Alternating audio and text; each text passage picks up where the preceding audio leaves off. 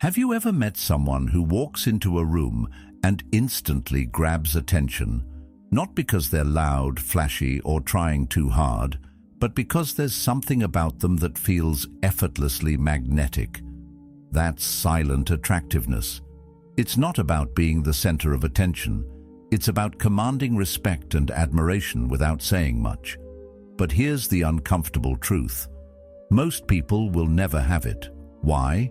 Because they spend their lives begging for scraps of validation, burning themselves out trying to be seen, while ignoring the quiet strength that tears through the noise without making a sound. True presence isn't built on tricks. It's built on character, discipline, and the courage to stand alone when the crowd demands you follow. If you're ready to stop chasing approval and start becoming the kind of person who draws others without trying, consider subscribing for you. Let this be your first step toward mastery of self, where growth, clarity, and purpose replace noise, chaos, and the need to prove yourself. 1. Own your independence. Some people walk into a room and it's as if the air shifts, yet they haven't said a word. They aren't wearing the loudest outfit, they're not telling the funniest story, and they certainly aren't scrambling for anyone's attention. What they have is something far rarer, a grounded sense of self that's impossible to fake. This kind of presence comes from an inner foundation that doesn't need to be constantly propped up by the approval of others. Independence starts with a subtle but profound shift, deciding that your value doesn't hinge on how many people like you, agree with you, or validate you. In a world where comparison has become a reflex and public approval is a form of currency, this choice is almost revolutionary. The ancient Stoics understood this deeply. Marcus Aurelius advised, "It never ceases to amaze me. We all love ourselves more than other people, but care more about their opinion than our own." True independence is about reversing that imbalance. It's learning to respect your own judgment as much as, if not more than, the chorus of voices around you. This doesn't mean shutting out all feedback. It means having a strong enough internal compass that you can take advice without being blown off course by every passing opinion. Living on your terms doesn't require grand, dramatic gestures. In fact, it usually begins with quiet, deliberate actions that gradually strengthen your confidence. Maybe you start by making small choices without immediately asking for someone else's approval. Order the dish you actually want at a restaurant without checking what others are getting. Wear the jacket you love, even if it's not in style this season. Spend a weekend doing something that excites you instead of something you think you should be doing to appear busy or successful. But here's the thing about independence. It's not the absence of connection. People often mistake self-reliance for a refusal to let others in, but that's not strength. It's fear disguised as pride. Real independence means you can be deeply connected without being dependent. You can enjoy companionship without clinging to it. You can take someone's perspective into account without letting it replace your own. Seneca said, "He who is brave is free." That bravery comes from trusting that you can stand alone if needed, which paradoxically allows you to engage more authentically with others. You're not in relationships because you need someone to complete you. You're in them because you choose to share your already complete self. To get there, you have to be willing to spend time with yourself, not out of loneliness, but out of genuine interest. For some, that might mean sitting in silence for 10 minutes a day to reflect on how they're feeling. For others, it could be taking themselves out for a coffee or a solo walk without the distraction of music or podcasts. At first, you might feel restless. That's natural. We've been conditioned to fill every gap with noise, to avoid confronting our own thoughts. But the more you practice being alone with yourself, the more you realize that solitude isn't empty. It's a space where clarity grows.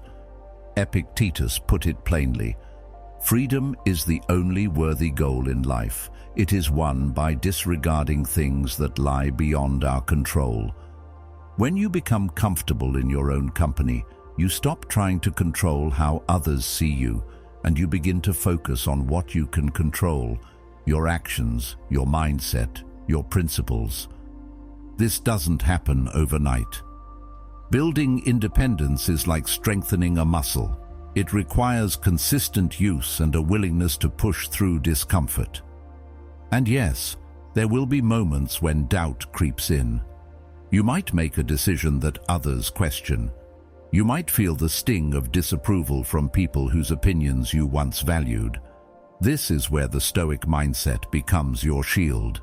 Remember that no one's approval can protect you from life's challenges, and no one's disapproval can strip you of your integrity unless you hand it over willingly.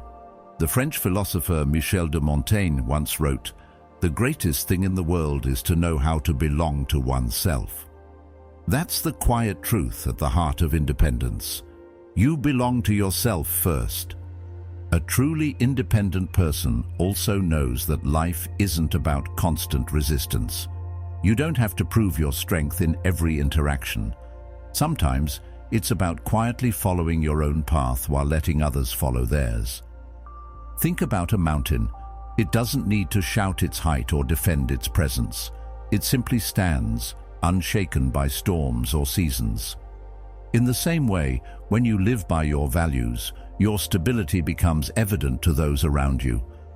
You'll notice that people start to treat you differently, not because you demanded respect, but because your composure, clarity, and self-trust naturally command it. This is what makes independence magnetic. Of course, this kind of independence requires honesty, the kind that forces you to ask hard questions. Am I living the life I truly want, or the life others expect me to live? Do I say yes out of genuine desire, or out of fear that saying no will cost me approval? Am I making choices because they align with my principles, or because they make me look good to others? These aren't comfortable questions, but they're necessary ones. In practicing independence, you'll find that you naturally attract a different kind of attention. Instead of chasing people, you'll notice them gravitating toward you, not because you're trying to impress them, but because they can sense your groundedness. There's an unspoken allure in someone who doesn't need the room's energy to feel alive, who isn't swayed by every opinion, and who can enjoy their own company without apology. In a culture addicted to noise and constant display, your calm self-assurance becomes a rare and valuable currency. And here's the irony: the more you live for your own approval instead of everyone else's, the more respect you tend to earn. People trust those who know where they stand. They're drawn to those who make decisions without hesitation, not because they're stubborn, but because they've done the work of understanding themselves. You don't have to tell anyone you're confident. They'll feel it. You don't have to announce your independence. It will show in the way you walk, in the way you listen, in the way you say no without guilt and yes without resentment. So start small. Take yourself somewhere you've always wanted to go. Make one decision today without asking for input. Spend an hour alone without filling the silence. Pay attention to how it feels to rely on your own judgment, to stand in your own certainty. These are the small seeds from which deep independence grows. And when it does, it becomes a part of you that no one can take away. Because at the end of the day, independence isn't about pushing the world out. It's about building yourself up from the inside so that the world's noise can't knock you down. It's about cultivating the kind of self-trust that allows you to move through life with quiet strength. And as the Stoics, the philosophers, and the psychologists all agree, that's the kind of power that lasts. Once you have it, you'll never need to chase respect again, because it will follow you wherever you go. 2. Master silent elegance. There's a certain kind of presence that doesn't need to announce itself, yet it lingers in people's minds long after you've left the room. It's not the kind that comes from flashy clothes, dramatic entrances, or dominating every conversation. No, it's subtler than that, deeper than that. It's the quiet way someone carries themselves, the way they seem unshaken by chaos, the way they hold space without competing for it. This is what I call silent elegance, a power that can't be faked because it comes from the inside out. Silent elegance is built on three main pillars: composure, intentional movement, and mindful interaction. Composure is the foundation. It's the ability to remain steady regardless of what's going on around you. The Stoics saw this as one of the highest virtues. Marcus Aurelius wrote, "You have power over your mind, not outside events. Realize this, and you will find strength." When you carry yourself with composure, it's as if you're telling the world, "I am grounded, I am steady, and I am not easily swayed." That alone is magnetic. People notice when someone isn't rattled by every shift in the conversation, every awkward pause, or every unexpected turn of events. The next pillar, intentional movement, is about how you physically show up in the world. You don't have to be rigid or overly formal. In fact, stiffness is the enemy of elegance. Instead, focus on moving in a way that's calm but deliberate. When you walk into a room, do it with a relaxed posture, shoulders slightly back, and your head held naturally, not too high, as if you're looking down on people, and not too low as if you're avoiding them. Your steps should be unhurried, not slow in a way that drags, but paced in a way that tells people you're not in a rush to prove anything. Eye contact is a major part of silent elegance, but it's often misunderstood. It's not about staring people down. It's about holding their gaze long enough to show you're engaged, and then breaking it naturally so it feels comfortable. Too little eye contact can make you seem disconnected. Too much can feel confrontational. The balance is key. And when you pair steady eye contact with a calm demeanor, you create an instant sense of trust. But silent elegance isn't only about posture and movement. It's also deeply connected to how you interact with others. In our culture, people often think you have to speak the most, tell the best stories, or be the most charismatic person in the room to make an impression. The truth is, you can command more respect by listening with intention than by talking endlessly. When you give someone your full attention, nodding occasionally, asking thoughtful follow-up questions, and not interrupting, you make them feel valued. And when people feel valued in your presence, they naturally associate you with warmth and confidence. Elegance also comes from restraint, the ability to know when not to react. In moments of conflict or discomfort, most people rush to fill the silence, explain themselves, or match the other person's energy. Silent elegance means resisting that impulse. It's taking a breath before you respond. It's knowing that sometimes the most powerful statement is made without words. This doesn't mean being passive. It means being intentional. When you choose your words carefully, people start listening more closely because they know you don't waste them. Your personal style plays a role too, though not in the way most people think. Silent elegance in appearance isn't about expensive labels or following every trend. It's about refinement, clothes that fit well, colors that flatter you, and grooming that shows you care about the details. You don't have to draw attention with bold patterns or glittering accessories. In fact, minimalism often speaks louder. The Stoics would call this living in harmony with nature, choosing what serves your purpose, not what distracts from it. Just as Marcus Aurelius advised against unnecessary luxury, silent elegance in style is about wearing what enhances your presence, not overshadows it. There's also a psychological element to silent elegance that people don't talk about enough: self-respect. You can't fake elegance if you don't respect yourself, because it will eventually show in the way you carry yourself. And here's where Stoic philosophy offers a deeper layer. They believed true beauty wasn't about the body at all, but about the soul.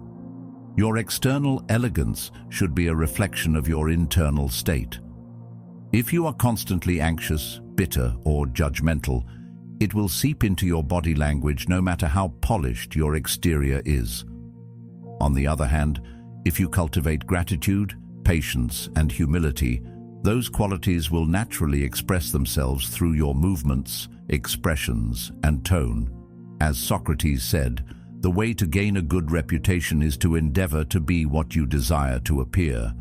Silent elegance also means being present, really present. It means when you're with someone, you're not half listening while planning your next move or scrolling through your phone. You're fully there, absorbing the moment. This is rare today, which is why it's so impactful. People are drawn to those who make them feel like they are the only person in the room. That's not something you can fake. It's a byproduct of slowing down and choosing to be mindful. Of course, all of this takes practice. The first step is awareness. Pay attention to how you enter a room, how you hold yourself, and how you respond to others. Ask yourself, am I rushing? Am I fidgeting? Am I speaking just to fill the space?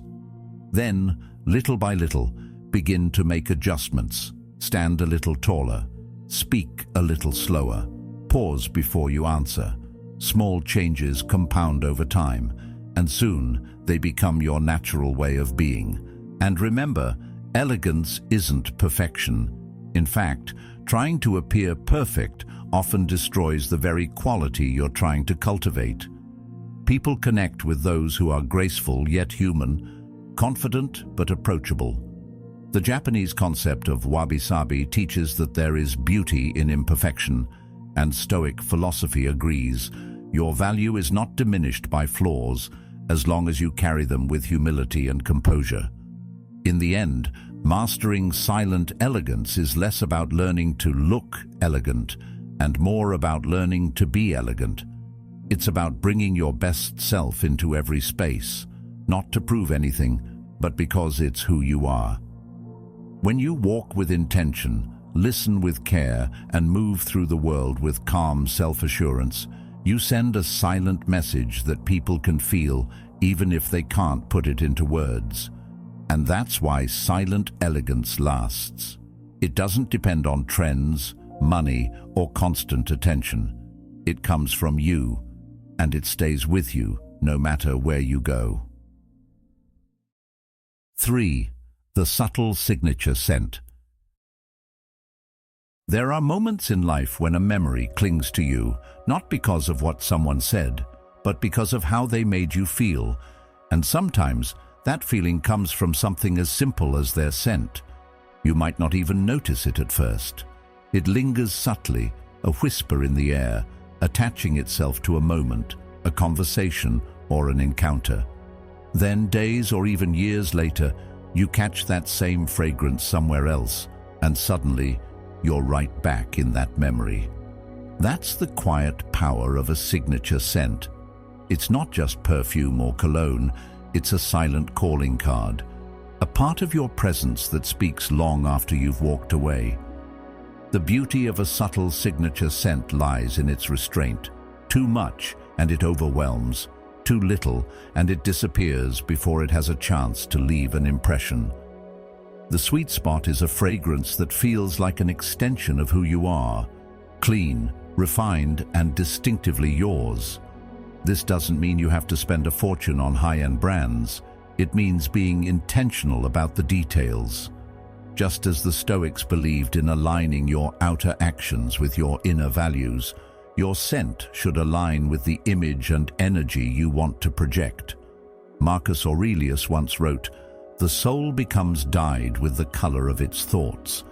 I'd add that your presence, scent included, becomes tinted with the quality of your choices. The fragrance you choose is one of those choices, a reflection of the care you take in presenting yourself to the world. But here's where many people misunderstand. Choosing a signature scent isn't about impressing others, it's about self-respect. It's about knowing that when you step into a room, every part of you, even the invisible parts, is in alignment. A well-maintained personal scent signals attention to detail. It shows that you're intentional, that you understand the little things aren't so little after all. Fragrance works on a deeper, almost primal level. Our sense of smell is directly connected to the brain's limbic system, the part that governs emotions and memory. That's why certain scents can instantly transport us back to a moment or a feeling. Epictetus once taught, "First say to yourself what you would be, and then do what you have to do." If you want to be remembered as someone calm, refined, or energizing, your scent can help anchor that impression in people's minds. When you choose it intentionally, it's no longer random. It becomes a silent signature of your character. Your signature scent doesn't have to be something obvious or heavily perfumed. In fact, some of the most attractive scents are barely noticeable, blending so naturally with you that people can't quite pinpoint what it is. They just know they want to be near it. Think fresh laundry, clean skin, subtle notes of wood, citrus, or spice. These kinds of fragrances invite people in without overpowering them. Seneca once wrote, "Simplicity is the ultimate sophistication." That wisdom applies perfectly here. Your scent should enhance, not distract. Of course, scent is only one part of the equation. It's a reflection of your overall personal care, which is where many people miss the mark. No fragrance can cover for poor hygiene, unwashed clothes, or neglecting the basics. A signature scent works best when it's the final touch on a foundation of cleanliness and grooming. It's like adding a subtle frame to a well-painted picture. It highlights what's already there, rather than trying to mask flaws. Socrates put it beautifully, "Be as you wish to seem." If you wish to seem elegant, disciplined, and composed, start by being those things in your daily habits. Your scent will simply echo them. Creating a signature scent for yourself is also an act of self-awareness. It requires you to ask, what feeling do I want to leave behind when I'm no longer in the room? Do I want to project warmth and comfort, freshness and clarity, strength and mystery? Once you identify that, you can find a scent that supports it. The Stoics often spoke of living in harmony with nature, and in this context, it means choosing something that feels authentic to your natural energy, not something that feels like you're wearing a mask. And remember, your scent isn't only about perfume or cologne. It's also in the soap you use, the detergent you wash your clothes with, even the subtle aroma of your hair products. All of these work together to create your overall presence. Think of them as different instruments in a symphony, blending to create one distinct sound, or in this case, one distinct impression. Michel de Montaigne once said, "The greatest thing in the world is to know how to belong to oneself." A signature scent is part of that belonging. It's choosing something that feels like home to you, so that when others encounter it, they're meeting the truest version of you. There's a psychological edge to all this too. When you know you smell good, when you've taken the time to choose and apply your scent with care, you carry yourself differently. You move with more confidence, you interact with more ease, and you project a subtle assurance that people pick up on, even if they can't articulate why. One of the most understated benefits of a signature scent is its ability to make your presence linger after you've left. Not in a heavy, overpowering way, but in a gentle reminder, a faint trace that keeps you in someone's mind. That's powerful, because it's not about forcing them to remember you, it's about giving them a reason to. The Stoic philosopher Epictetus might frame it this way: leave behind not just a memory of your words or actions, but a feeling, an atmosphere, a trace of your essence that others can't quite shake. Now, here's where the discipline comes in. A signature scent works because it's consistent. It's not something you change every week on a whim. Over time, people begin to associate it with you, and that consistency builds recognition. In a way, it's like a personal brand, something instantly familiar that signals, "I'm here." Seneca might call this living according to your principles, even in small things, because they reflect the larger structure of your life. To build this habit, start small. Test different scents and notice how you feel wearing them. Do they energize you, ground you, make you feel more at ease? Choose one that feels right, then stick with it. Make it a part of your routine. Apply it before important meetings, social events, or even just as part of your daily preparation. Over time, it will become second nature, and so will the confidence that comes with it. The truth is, the world remembers far less about what we say than about how we make people feel. A signature scent is one of those small, almost invisible tools that can shape that feeling in a powerful way.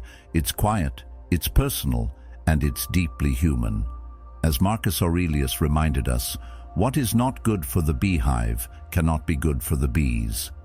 Taking care of your own presence, down to the finest details, benefits not just you, but everyone you interact with. It makes their experience of you richer, more memorable, and more pleasant. So the next time you think about how to make a lasting impression, remember this. Your scent speaks long after you stop talking.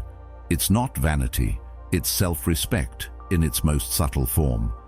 It's the invisible handshake, the quiet nod, the unspoken statement that you are a person who pays attention to the little things. And in a world that rushes past the details, that alone can make you unforgettable. 4. Be fully present. There's a rare kind of person you meet from time to time who makes you feel like the only human being in the world. When you talk, they're not glancing at their phone, scanning the room, or waiting for their turn to speak. They're fully there, with you in the moment, absorbing every word. And the strange thing is, you walk away from those conversations not just remembering what was said, but feeling deeply valued. That is the quiet magic of being fully present. In a time when distraction is the norm, presence has become one of the most magnetic and unforgettable qualities a person can have. Carl Jung once wrote, "The meeting of two personalities is like the contact of two chemical substances. If there is any reaction, both are transformed." Presence is the catalyst for that transformation. It's the unspoken signal that says, "I see you, you matter." The truth is, presence isn't complicated. It's simple, but simple doesn't mean easy. We live in a culture that thrives on interruption, notifications, scrolling feeds, background noise, multitasking. It's all designed to pull us away from the moment we're in. Being present requires deliberate resistance to that pull. The Stoics knew this long before smartphones existed. Marcus Aurelius wrote, "Confine yourself to the present." For him, that wasn't just advice. It was a way to cut through the noise of life. If you're truly focused on the here and now, you're not haunted by the past or consumed by what might happen in the future. You're anchored, and people can feel that anchor in you. When you're fully present with someone, you're telling them, without words, that they're worth your time and your attention. Think about how rare that is today. Most of us have been in conversations where the other person is nodding politely while their eyes flick to the clock, or they're subtly swiping on their phone. You can sense it immediately, and it feels dismissive. It's the emotional equivalent of saying, "You're not that important right now." On the flip side, when someone gives you their undivided attention, you feel validated. You feel like your thoughts and feelings have weight. Seneca understood the power of this kind of focus when he said, "It is not that we have a short time to live, but that we waste much of it." Wasting our moments by splitting our attention robs not just us, but the people we care about. Presence isn't about perfection, it's about intention. It's not that you'll never get distracted, it's that you choose to return your focus to the person or task in front of you. And this doesn't apply only to conversations. Being present also means giving your full focus to whatever you're doing, whether that's cooking dinner, reading a book, or walking down the street. Our minds are like restless travelers, always jumping ahead to the next stop. But when you commit to noticing the details, the way the air smells, the expression on someone's face, the exact tone in their voice, you open yourself to a depth of experience that most people skip over entirely. Psychologically, presence has an immediate impact on connection. When you give someone your attention, you're not just hearing their words, you're picking up on their body language, their tone, and the emotions behind what they're saying. This makes you far more empathetic and responsive. Of course, presence also requires self-discipline. We are constantly tempted to think about what we'll say next, instead of actually listening to the person in front of us. But true presence means letting go of the need to control the conversation and simply allowing it to unfold.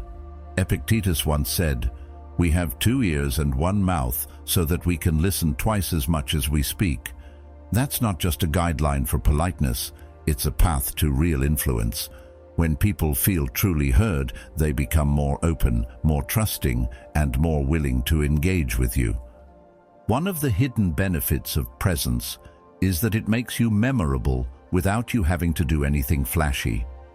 You might not tell the funniest jokes or have the most captivating stories, but if you make someone feel like their words matter, they'll remember you. And the beauty of this is that presence is available to anyone. It's not dependent on wealth, appearance, or status. All it takes is a choice: to put down the phone, quiet the mental noise, and be here, now. As Michel de Montaigne said, "The greatest thing in the world is to know how to belong to oneself." You can't give your attention to others if you don't first learn to ground yourself in your own presence. Being fully present doesn't mean you lose yourself in others, though. It's not about erasing your thoughts or feelings. It's about balancing them with openness. Sometimes we listen only to respond, filtering everything through our own perspective. But presence means temporarily setting aside your agenda so you can step into someone else's world. Carl Jung described this as holding space for another person's reality, allowing both perspectives to coexist.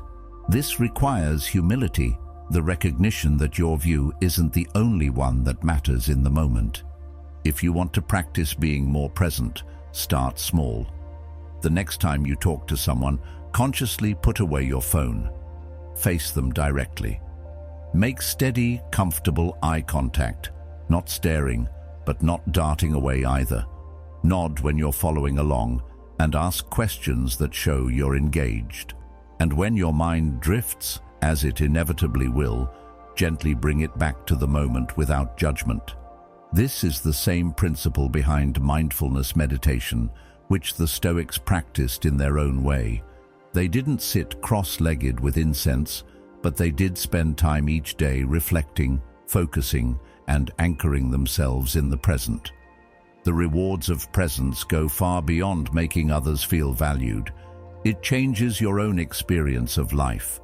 When you're fully here, you notice things you've been overlooking. You find more joy in simple moments.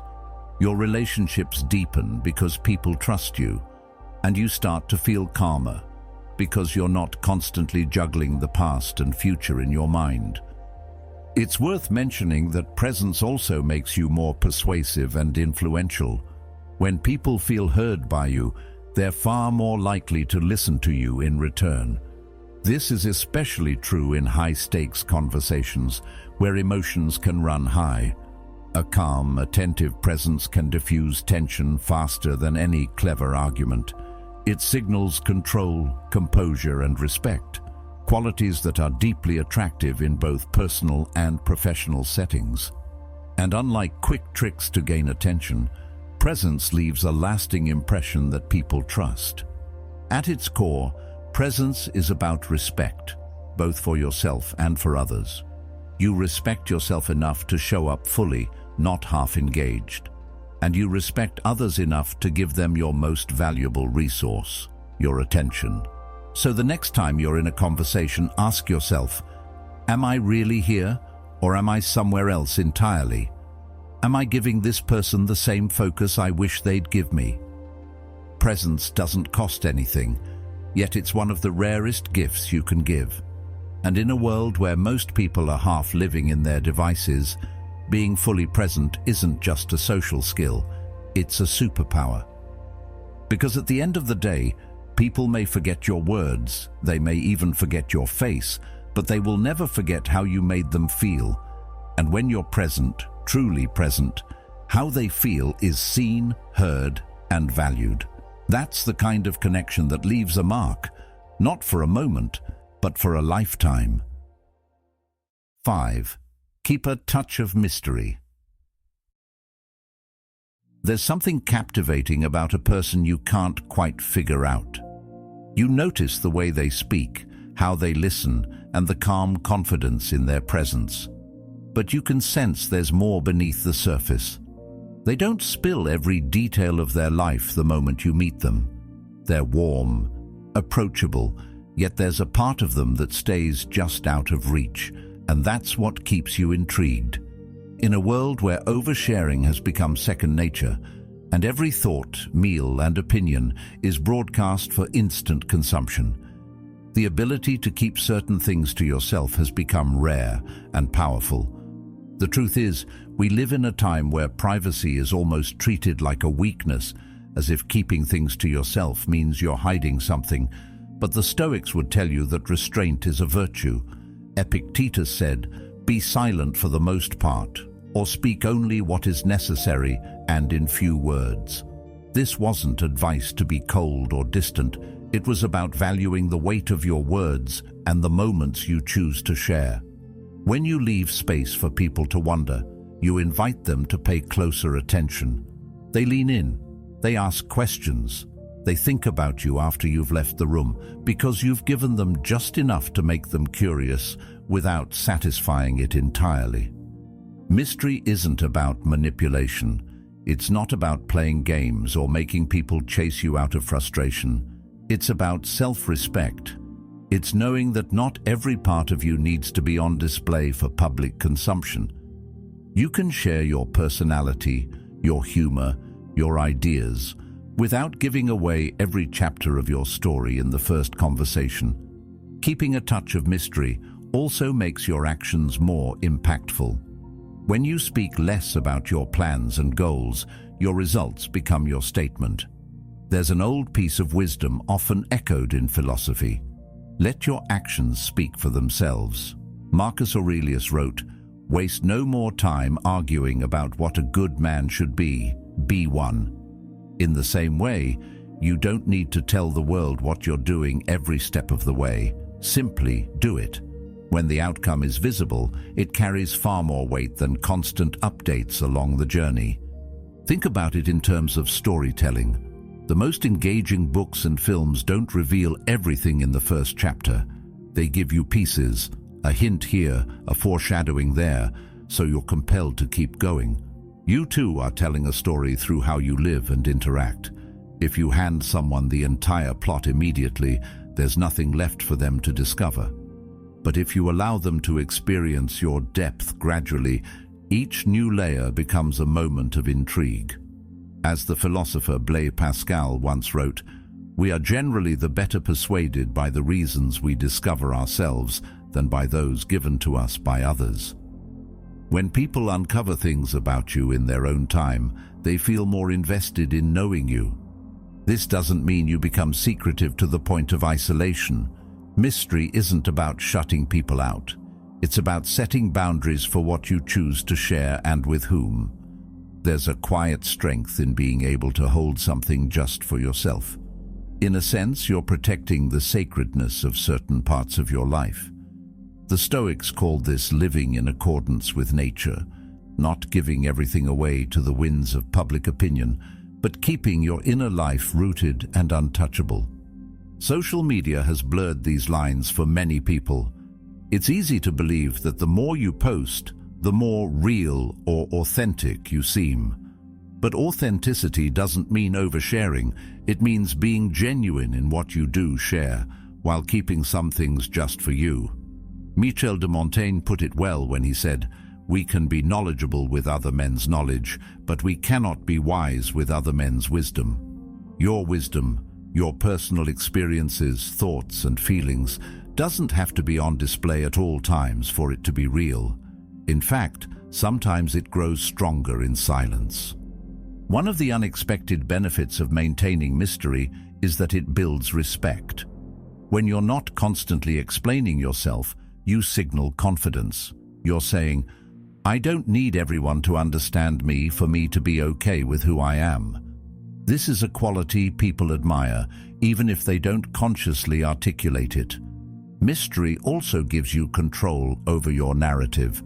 When you reveal information slowly and intentionally, you shape the way others experience you.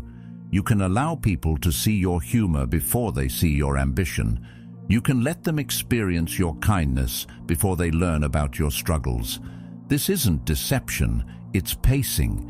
It's choosing to let people earn their way into the deeper parts of your story, which not only protects you but also makes those deeper connections more meaningful when they happen. There's another reason why a touch of mystery works so well. It mirrors life itself. We are naturally drawn to what we don't fully understand. Our minds crave completion, so when something feels unfinished, we keep returning to it. The ancient Greeks understood this in their concept of aporia, the state of puzzlement that compels deeper thought and inquiry. By not giving everything away, you leave open spaces for people to explore. And in exploring, they often discover not just more about you, but more about themselves. If you want to cultivate mystery in your own life, start by observing your patterns. Do you feel the urge to explain every choice you make, to post every experience in real time, to give people every detail when they ask a simple question? Instead, try practicing restraint. The next time someone asks what you're working on, give a concise answer without the full backstory. When something good happens, enjoy it privately for a while before you share it. The point isn't to be evasive, it's to be intentional. In personal relationships, mystery adds depth. It keeps interactions fresh because there's always more to learn, more to uncover. Even in long-term friendships or romantic relationships, holding on to certain personal practices, hobbies, or private reflections can keep the connection alive. It allows both people to continue discovering each other over time. Just as a great conversation leaves you wanting to keep talking, a person with mystery leaves you wanting to keep knowing. But here's the important part.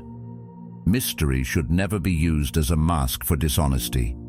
If you withhold information to manipulate, the intrigue turns into mistrust. True mystery works because it's rooted in authenticity. You're not hiding who you are, you're simply not broadcasting every detail. It's a conscious choice to let your story unfold gradually, with care. In the end, keeping a touch of mystery is really about knowing the value of your own life and experiences. Not everyone has earned the right to know everything about you, and that's okay. It's about preserving the richness of your inner world so that it doesn't get diluted by overexposure. As Seneca wisely said, "It is the power of the mind to be unconquerable." Part of that power comes from knowing when to speak and when to let silence do the work. So stop feeling like you owe the world a running commentary of your life. Let people wonder. Let them ask. Let them be drawn to the spaces you choose not to fill. In a noisy world, mystery is a kind of quiet music, and the less you reveal, the more they lean in to listen. 6. Develop cultural wisdom. Every once in a while, you meet someone who can hold a conversation about almost anything: art, history, philosophy, the latest discoveries in science, or even traditions from halfway across the world. They don't speak to show off. They're not trying to dominate the discussion. They simply have a depth to them, a richness in their perspective, that makes talking to them feel like opening a door to a much bigger world. You walk away from that conversation feeling like you've gained something, maybe a new idea, a new way of looking at things, or even a challenge to what you thought you already knew. Carl Jung once said, "Your vision will become clear only when you can look into your own heart. Who looks outside dreams, who looks inside awakes." Developing cultural wisdom is about doing both, looking inward to understand yourself and outward to understand the vastness of the human experience. The truth is, many people stay in their own small bubble. They talk about the same topics, with the same people, in the same ways. There's nothing wrong with familiarity, but the danger is becoming narrow-minded without realizing it. The Stoics understood the importance of widening one's view. Marcus Aurelius wrote, "The universe is change. Our life is what our thoughts make it." When you expose yourself to different cultures, different philosophies, and different ways of living, your thoughts expand, and so does your life. You begin to see that your way isn't the only way, and that realization alone makes you more adaptable, more understanding, and far more interesting to be around. Cultural wisdom starts with curiosity, not the shallow curiosity of wanting a quick fact to impress someone, but the deeper curiosity of wanting to understand why people live, think, and believe the way they do. It means reading books that challenge your perspective, watching documentaries about places you've never been, and having conversations with people whose backgrounds are different from yours. It's about asking thoughtful questions and actually listening to the answers. Seneca once said, "We have 2 ears and 1 mouth, so we can listen twice as much as we speak." This advice applies perfectly here. Developing cultural wisdom is as much about listening and observing as it is about speaking. When you cultivate this kind of knowledge, you bring more to the table in every interaction. You can talk about more than just the weather or the headlines of the day. You can draw parallels between ancient philosophies and modern dilemmas. You can share stories about cultural traditions that most people have never heard of, not to impress, but to inspire curiosity in others. And here's the thing, when you do this without arrogance, without trying to one-up anyone, people are drawn to you. They feel enriched by the conversation, not diminished. One of the most underrated aspects of cultural wisdom is empathy. The more you understand about how other people live, the easier it becomes to step into their shoes. You start to see the reasoning behind actions that once puzzled you, and you realize that different doesn't mean wrong. This shift in thinking can change not only your conversations, but your relationships. Epictetus reminded us, "Men are disturbed not by things, but by the view which they take of them." Cultural wisdom helps you refine that view. It allows you to see beyond the surface and approach people with compassion instead of judgment. Of course, developing cultural wisdom doesn't happen overnight. It's built one small choice at a time, choosing to read instead of scrolling, asking someone about their hometown instead of making assumptions, trying a dish from a cuisine you've never tasted before, attending a festival that celebrates a culture other than your own. Each of these experiences adds another thread to the tapestry of your understanding. And over time, those threads weave into something beautiful, an outlook on life that's wide, inclusive, and rich with perspective. Cultural wisdom also strengthens your ability to adapt. Life will inevitably place you in situations where the people around you think differently, act differently, and see the world differently than you do. Without cultural awareness, those situations can feel uncomfortable or even threatening.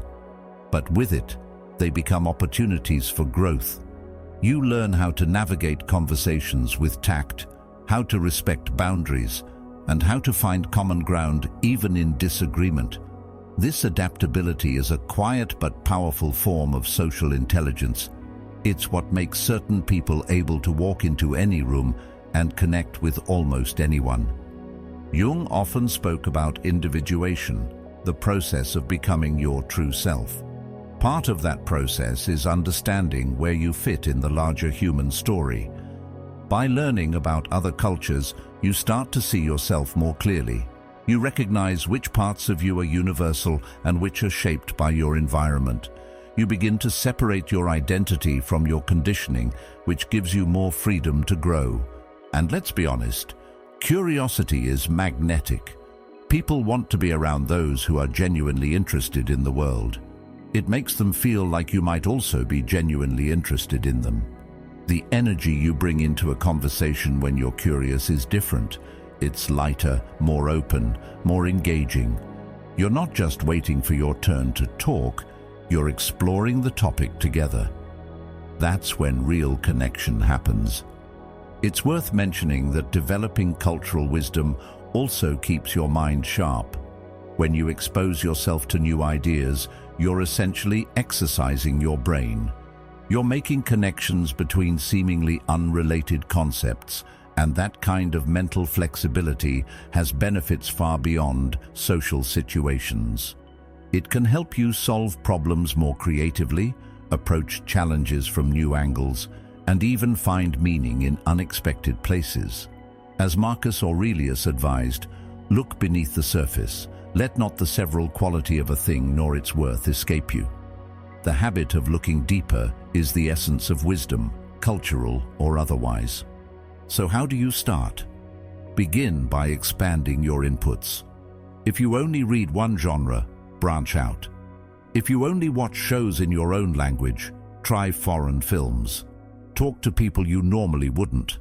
Ask open-ended questions and be okay with not knowing the answer right away. And most importantly, resist the urge to immediately judge what's different from you. As Socrates said, the only true wisdom is in knowing you know nothing. That mindset keeps you open, keeps you learning, and keeps you humble. Another key part of cultural wisdom is sharing it generously. When you learn something fascinating about another culture, bring it into your conversations in a way that invites curiosity, not comparison. You're not lecturing, you're exchanging. When someone shares something about their background with you, show genuine appreciation. That moment of respect can go a long way in building trust and connection. Over time, you'll notice a shift. Conversations will feel richer. You'll have more to contribute without dominating the discussion. You'll start to see patterns in human behavior that transcend borders and languages. And perhaps most importantly, you'll begin to appreciate both the diversity and the unity of the human experience. This is what the Stoics meant when they spoke of being a citizen of the world, a cosmopolitan. Your loyalty is not just to your own little corner, but to the shared humanity that connects us all. In the end, cultural wisdom isn't about collecting trivia or trying to impress people with your knowledge. It's about living with a wider lens, seeing more, understanding more, and connecting more deeply. It's about stepping out of your bubble and realizing the world is far bigger and more beautiful than you imagined. And when you carry that awareness with humility and warmth, you don't just stand out, you draw people in. Because you're not only someone who knows things, you're someone who cares enough to keep learning. And in a world full of noise, that kind of curiosity is unforgettable. 7.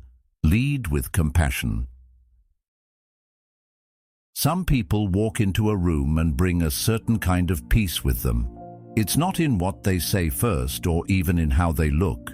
It's in the way they make you feel when you're around them. You feel heard. You feel understood. You feel like you can breathe a little easier.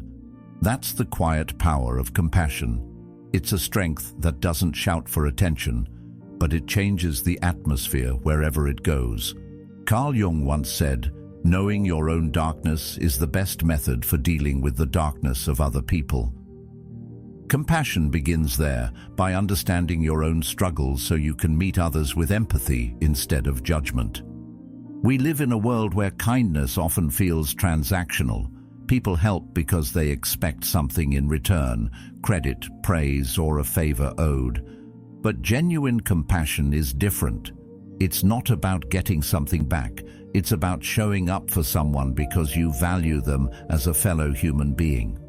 The Stoics saw this as a duty. Marcus Aurelius wrote, "Men exist for the sake of one another. Teach them then, or bear with them." Compassion is part of our responsibility to each other, not a bonus we give when it's convenient. The thing about compassion is that it requires presence. You can't be compassionate if you're half listening or already thinking about what you're going to say next. You have to slow down, give someone your full attention, and let them know you're actually with them in the moment. This doesn't mean you have to agree with everything they say or solve all their problems. Often, the most compassionate thing you can do is simply to listen without judgment. Seneca once said, "Wherever there is a human being, there is an opportunity for kindness." You don't have to wait for a big moment to practice it. Everyday conversations offer the chance. Compassion is often mistaken for weakness, but in reality, it's a sign of deep strength. It takes courage to open yourself to another person's pain without letting it harden you. It's easier to keep your distance, to protect yourself by staying indifferent. But indifference doesn't connect, and it doesn't inspire trust. True compassion means you can sit with someone in their struggle, offer support, and still maintain your own stability. Epictetus put it well, "Make the best use of what is in your power, and take the rest as it happens." You can't control what someone else is going through, but you can control how you respond to it. One of the most powerful aspects of compassion is that it's remembered long after the moment has passed. People might forget your exact words, but they'll remember the feeling of being respected, valued, and understood. This is why compassion builds influence, not the loud kind, but the kind that makes people want to be around you because they feel safe in your presence. To lead with compassion, you have to let go of keeping score. If your kindness is conditional, it's not compassion, it's a trade. Help because you can, not because you expect repayment. If someone thanks you, appreciate it. If they don't, move on.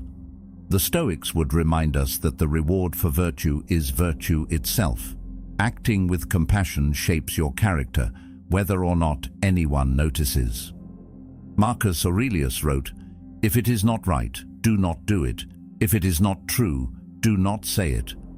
Doing what is right, even quietly, is its own form of leadership. Compassion also requires boundaries.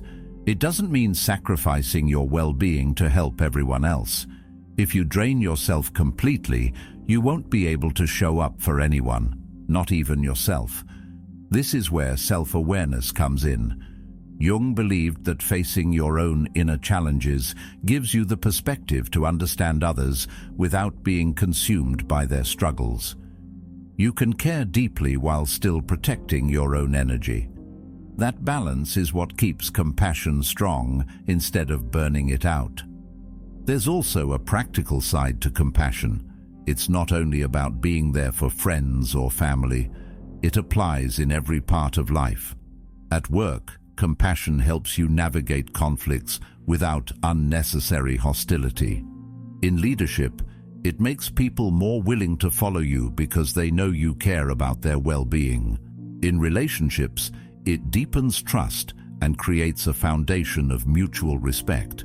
Epictetus taught, "No great thing is created suddenly." Compassion works the same way.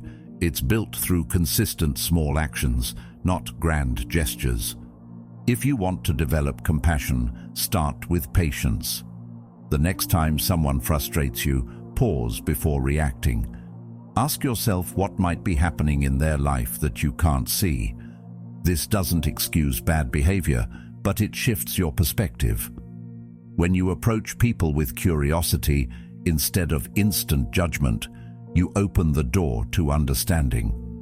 Michel de Montaigne once said, "The greatest thing in the world is to know how to belong to oneself." When you're secure in who you are, you don't feel threatened by offering others empathy. Compassion also grows when you make a habit of small, intentional acts of kindness.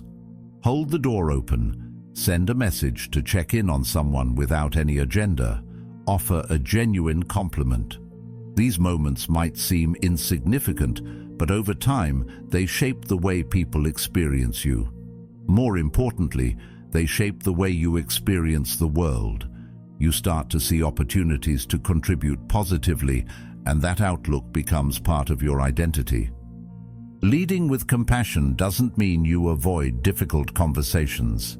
Sometimes the most compassionate thing you can do is tell someone a hard truth, but with empathy and respect. It's the difference between criticizing to tear down and guiding to build up.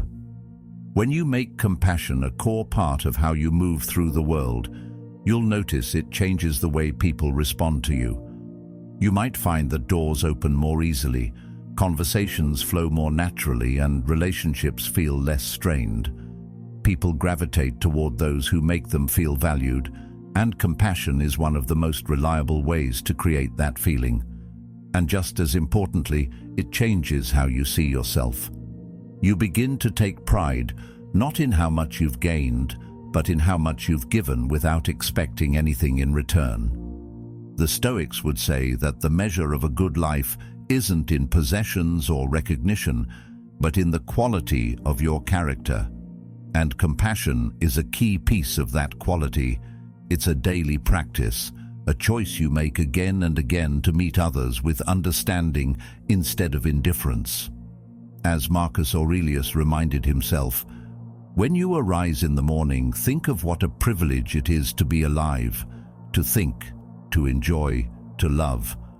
To love, in this sense, is not just romance. It's the decision to act with kindness toward the world around you. So lead with compassion, even when it's not returned, even when it's inconvenient, even when no one is watching, because the strength it builds in you and the light it brings to others is worth more than any recognition you could receive. In a world that often rewards hardness, choose to be the person who softens the edges without losing their shape. People may forget many things about you, but they will never forget how you made them feel. And that is a kind of leadership that never fades. 8. Radiate joy and humor. There's something magnetic about a person who can walk into a room and instantly lift the energy, not by demanding attention, but by bringing a sense of ease with them. You know the type.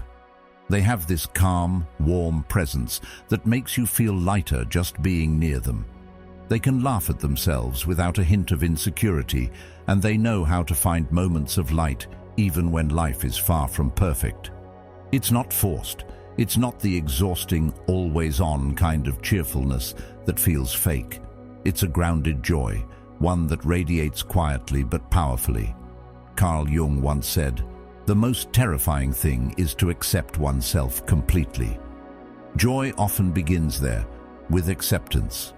When you're comfortable with yourself, you stop performing for the world, and your light starts to shine in a way that feels effortless. The truth is, joy is a kind of discipline.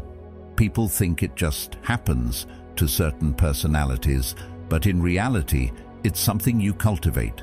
It's the daily decision to notice beauty, to focus on gratitude, and to not let challenges consume you completely. The Stoics understood this deeply. Marcus Aurelius wrote, "The happiness of your life depends upon the quality of your thoughts." To radiate joy, you have to feed your mind with thoughts that keep you steady, not those that constantly pull you into negativity.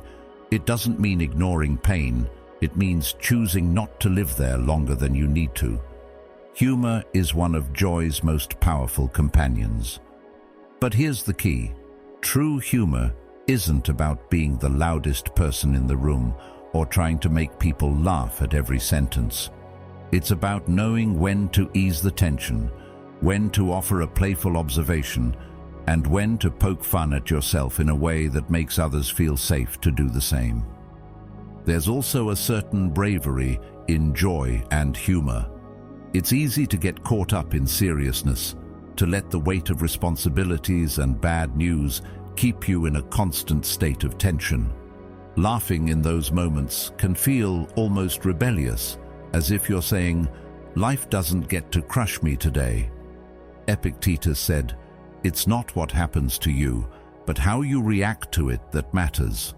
Choosing humor is a reaction that refuses to let life's unpredictability rob you of your spirit. It's not denial, it's resilience. Radiating joy doesn't mean pretending everything is okay when it's not. People can sense false cheer, and it's exhausting to be around. What's magnetic is when someone acknowledges that things might be difficult, but they can still find something to smile about. This kind of joy is rooted in perspective. Seneca wrote, "We suffer more often in imagination than in reality." Humor often comes from stepping outside of the situation long enough to see its absurdity. Once you do, it becomes easier to laugh, and that laughter has a way of making the problem feel smaller. The beautiful thing about joy is that it's contagious. The energy you bring into a room either lifts others or drags them down. We've all felt it, the relief when someone walks in with lightness, or the heaviness when someone enters with nothing but complaints. When you radiate joy, people want to be near you, not because you're perfect, but because you make the space around you feel better. That's influence without force. Humor, especially self-deprecating humor, can also be a bridge between people. When you can laugh at your own mistakes without spiraling into shame, you show others that it's safe to be human around you. This creates connection faster than any perfectly curated image ever could. Jung talked about the importance of integrating the shadow, the parts of ourselves we'd rather hide. Humor is one of the most graceful ways to bring those shadows into the light, turning potential embarrassment into shared laughter. Of course, joy and humor require presence. You can't find the funny moment if you're always 2 steps ahead in your head, worrying about the future or replaying the past. You have to be here, noticing the little details. A raised eyebrow in a meeting, the way someone mispronounces a word, or the irony of a situation. These are the raw materials for humor and joy, but you only catch them if you're paying attention. Another important thing to remember is that joy isn't about constant high energy. Sometimes it's quiet, like a peaceful smile in the middle of a hectic day, or the warmth in your voice when you greet someone. Stoic joy isn't about hype. It's about a steady flame that doesn't go out when the wind picks up. You can still feel the full range of emotions, anger, sadness, frustration, but you return to joy as your baseline. That's what makes it powerful. If you want to cultivate this energy, start small. Practice gratitude daily. Notice 3 things that make you smile every morning. Seek out humor intentionally. Watch a funny movie, read a witty author, or spend time with people who make you laugh without effort. And just as importantly, be that person for others. Offer a light remark in tense moments, share an amusing story, or simply laugh with someone instead of at them. Emerson once said, "To laugh often and much, to win the respect of intelligent people and the affection of children, this is to have succeeded." Joy is part of that success. It's worth noting that humor can be incredibly healing. Laughter releases tension in the body, lowers stress hormones, and even strengthens the immune system. But on a social level, it does something deeper. It creates bonds. When you share a genuine laugh with someone, you create a shared memory, a tiny moment of unity that says, "We're in this together." Those moments accumulate, and before you know it, your relationships feel stronger, your environment lighter, and your own heart a little less heavy. There's also an element of leadership in joy. People look to those who can hold steady in difficult times, and joy is a form of steadiness. It's a message that says, we can handle this, and we can still enjoy life while we do. Leaders who use humor effectively tend to build more trust and loyalty because they make challenges feel more manageable. They're not dismissing the problem. They're reminding everyone that the problem doesn't define them. Ultimately, radiating joy and humor is about making a choice every day. It's about deciding to bring light instead of darkness, to lift instead of weigh down, to connect instead of isolate. It's not about ignoring reality, it's about refusing to let reality steal your ability to enjoy life. As Epictetus would remind us, we can't control everything that happens, but we can always control the energy we bring to it. So, laugh at yourself when you spill your coffee. Smile at the stranger in the elevator. Share the ridiculous story about the time you made a complete fool of yourself. Let people see that you can find joy in the ordinary and humor in the chaos. Because the truth is, the world needs more people who can carry joy like a lantern, steady, warm and bright enough to make the path a little lighter for everyone around them. And when you become that person, you'll find that people don't just enjoy your company, they're drawn to it. They want that light in their lives. And that's a kind of presence that speaks louder than any words ever could. 9. Prioritize self-care. There's a certain kind of presence that you can't fake. It's in the way a person moves, in the quiet energy they carry, in how they speak without rushing their words. You notice they seem grounded, balanced in a way that isn't about showing off, but about having a calm confidence that radiates from the inside out. That presence doesn't come from luck or genetics. It comes from something deeper, the consistent choice to take care of themselves day after day. Carl Jung once said, "What you resist persists." When you neglect your own needs, the effects show up. Tiredness, irritability, a lack of clarity, and those signs don't just fade away. They build until you can't ignore them anymore. Self-care is the practice of facing those needs before they become crises. The problem is, self-care has been watered down into an image of bubble baths and face masks. There's nothing wrong with those things, but they're just the surface. Real self-care is far less glamorous, but infinitely more powerful. It's choosing the foods that fuel you instead of the ones that leave you sluggish. It's getting enough sleep even when it means saying no to something you'd enjoy in the short term. It's staying active, not to chase an unrealistic image, but because you want your body to support you for years to come. And it's protecting your mental health with the same urgency you'd protect your physical safety. Self-care is also about discipline, not the harsh, punishing kind that drains you, but the steady, self-respecting kind that says, "I matter enough to show up for myself today."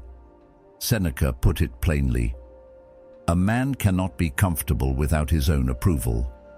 If you're constantly breaking promises to yourself, skipping workouts, staying up too late, neglecting your mental space, you slowly erode your own trust. But when you follow through on the commitments you make to yourself, even in small ways, you build self-respect, brick by brick. And that respect changes the way you carry yourself. There's an undeniable attractiveness to someone who clearly takes care of themselves. It's not about perfection, it's about signaling that you value your life enough to nurture it. People pick up on that energy, often subconsciously. They see someone with clear eyes, steady posture, and a kind of calm alertness, and they think, this is someone who's got their life in order. You don't have to say it, they can see it. But let's be honest, self-care isn't always comfortable.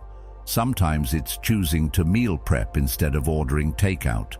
Sometimes it's getting up early to exercise when you'd rather stay in bed. Sometimes it's saying no to people you care about because you know you need time to rest. These aren't the moments you post about, but they're the ones that matter most. Mental self-care is just as important as the physical side. This means knowing when your mind is overloaded and taking steps to clear it. It might mean journaling to get your thoughts out, meditating to steady your breathing, or simply spending time in nature to reset.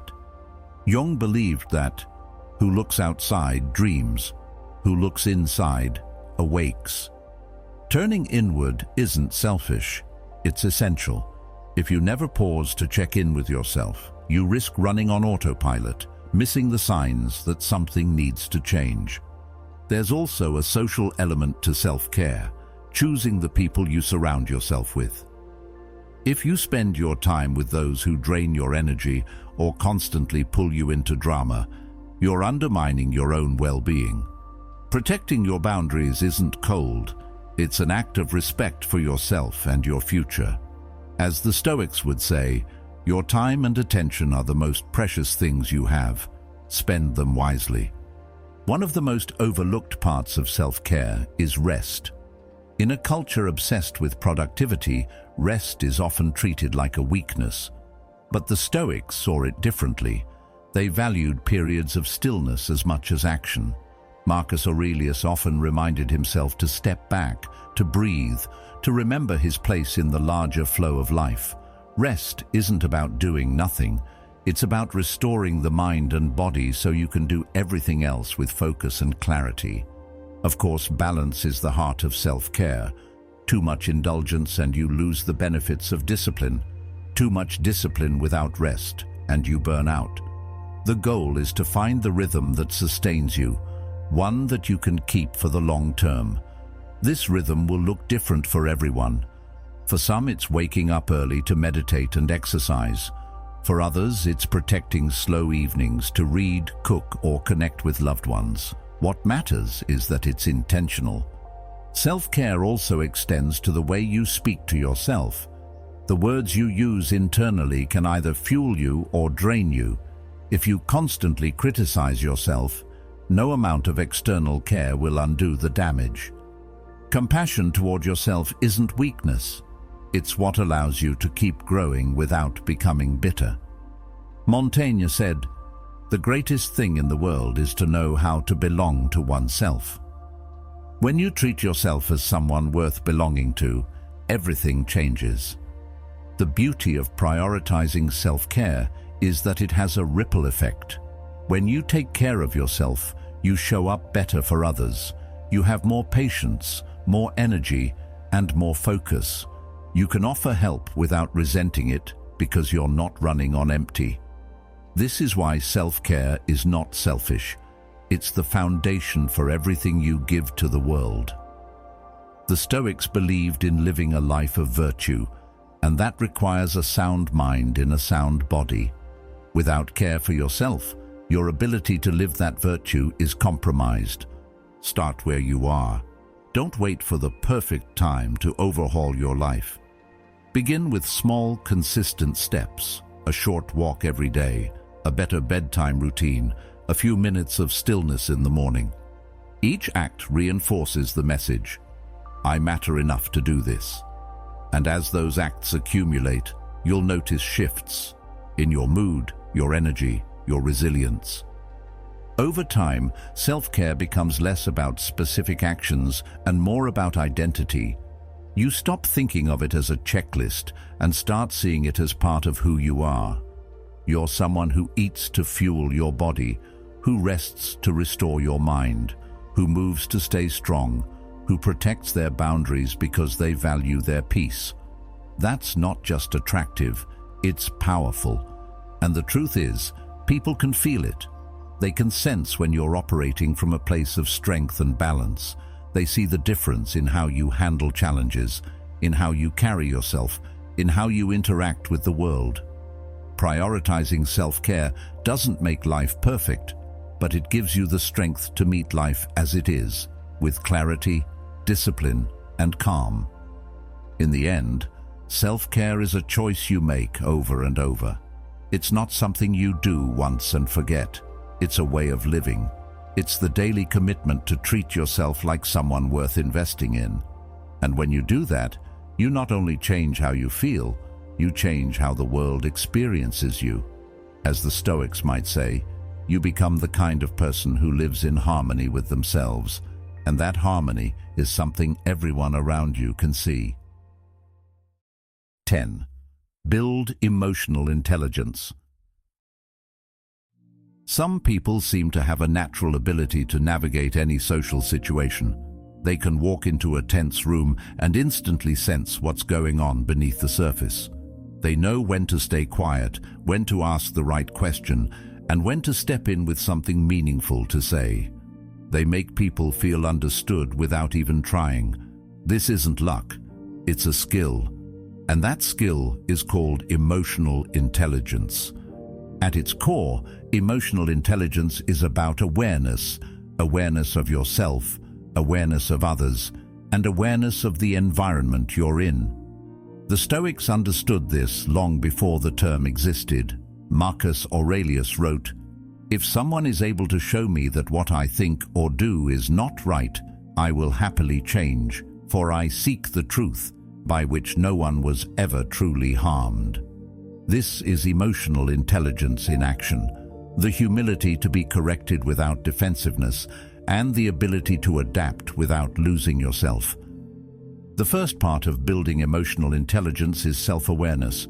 You need to understand your own emotional patterns, what triggers you, what calms you, and how your moods influence your behavior. Without this, you'll constantly be at the mercy of your reactions. Seneca said, "We are more often frightened than hurt, and we suffer more in imagination than in reality." If you can pause long enough to question your initial emotional response, you create space between feeling and action. In that space, you gain control. The second part is self-regulation. This doesn't mean suppressing your emotions or pretending you don't feel them. It means knowing how to manage them so they serve you, not sabotage you. Think about the difference between reacting and responding. A reaction is immediate, fueled by raw emotion. A response is deliberate, guided by thought. Next comes empathy, the ability to understand what others are feeling, even if they don't say it outright. This is where reading the room comes in. You notice subtle shifts in tone, body language, and energy. You pay attention to what's not being said. Empathy isn't about agreeing with everything or feeling what someone else feels. It's about acknowledging their experience without judgment. When people sense that you get them, they open up. They share more honestly. They trust you. This trust is one of the most valuable forms of influence you can have. Another element of emotional intelligence is social awareness, the ability to sense the dynamics of a group and adapt to them. This means knowing when it's your turn to contribute and when it's best to hold back. It means recognizing when a joke will land and when it will offend. It means noticing when someone is being left out of the conversation and inviting them in. Michel de Montaigne once said, "The greatest thing in the world is to know how to belong to oneself." Social awareness begins with that self-belonging. When you're secure in yourself, you can focus more on the needs and cues of others. Relationship management is where all these skills come together. Once you can understand yourself, regulate your emotions, empathize with others, and read the social environment, you can guide interactions toward positive outcomes. This is not manipulation, it's leadership. It's the ability to bring calm to tense situations, resolve conflicts without unnecessary damage, and help people feel valued even when you disagree with them. Marcus Aurelius advised, "The best revenge is not to be like your enemy." In moments of conflict, emotional intelligence gives you the strength to rise above petty reactions and choose responses that serve the bigger picture. Building emotional intelligence takes practice, and it starts with slowing down. Instead of rushing to speak, take a breath. Instead of assuming you know what someone means, ask. Instead of matching someone's anger with your own, lower your voice and steady your tone. These small adjustments compound over time, transforming the way people experience you. One of the most underrated parts of emotional intelligence is curiosity. When you approach people and situations with the intent to understand rather than to judge, you naturally become more attuned to the emotional undercurrents around you. This skill doesn't just make you more likable, it makes you more effective in every area of life. In business, emotional intelligence helps you negotiate better, lead teams more effectively, and build strong professional relationships. In friendships and family life, it helps you avoid unnecessary conflicts and deepen your connections. In your personal growth, it keeps you from being controlled by fleeting emotions, allowing you to act from your values instead of your impulses. The payoff of building emotional intelligence is huge. People will start to see you as someone they can rely on, not because you're always cheerful or agreeable, but because you're steady. You don't add chaos to the room, you bring balance. You're not unpredictable, you're grounded. And in a world where so many are quick to react and slow to think, that calm, thoughtful presence is rare and deeply attractive. If you want to start developing this skill, begin with 3 simple practices. First, pause before you respond, especially in moments of stress. Second, pay attention to the emotions of others without making it about you. Third, reflect daily on your own emotional patterns, what triggered you, what you handled well, and what you could improve next time. Over time, these habits will sharpen your awareness and control, making emotional intelligence a natural part of how you operate. 11th, be consistent and reliable. It's easy to make promises. Words cost nothing. You can agree to meet someone, commit to a project, or promise to help, and in that moment, it feels effortless. But follow through, that's where the real weight lies. The truth is, consistency and reliability are rare today. Plans are cancelled with a quick text. Promises are forgotten when something more convenient comes along. And yet, when you find someone who shows up exactly when they said they would, who does exactly what they promised, no matter how small, it leaves an impression that lasts. Carl Jung once said, "You are what you do, not what you say you'll do." Reliability turns your words into proof. Without it, your words are just noise. Being reliable is not just about keeping appointments or meeting deadlines. It's about becoming the kind of person others know they can count on in both the big and small things. If you say you'll call, you call.